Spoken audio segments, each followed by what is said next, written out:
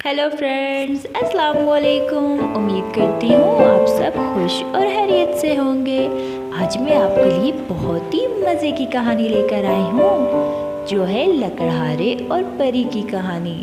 कहानी स्टार्ट करने से पहले आप मेरा चैनल लाइक और सब्सक्राइब करना मत भूलिएगा। तो आइए कहानी स्टार्ट करते हैं। किसी गांव में एक लकड़हारा रहता था। एक दिन वो जंगल में लकड़ियां काटने जाता है कि अचानक उसकी कुल्हाड़ी नदी में गिर जाती है। लकड़हारा बैठकर रोने लगता है कि मेरी कुल्हाड़ी तो नदी में गिर गई, मेरे पास तो और कोई कुल्हाड़ी भी नहीं। कि अचानक वहाँ एक परी आ जाती है। परी लकड़हारे से पूछती है, तुम क्यों रो रहे हो? मैं क्या तुम्हारी मदद कर सकती हूँ? लकड़हारा अपनी सारी कहानी परी को सुनाता है।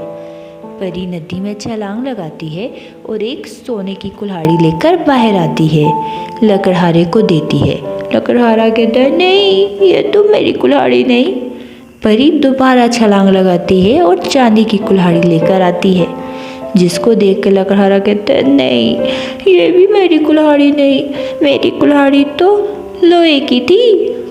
परी दोबारा छलांग लगाती है और लोहे की कुल्हाड़ी लेकर आती है, जिसको लकड़हारा देखकर बड़ा खुश होता है और परी का शुक्रिया अदा करता है। परी उसकी ये ईमानदारी देखकर वो तीनों कुल्हाड़ियाँ भी लकड़हारे को दे देती है और लकड़हारे को कहती है, ये तुम्हारा इनाम है, तुम इतने सच्चे और ईमानदार हो इसलिए।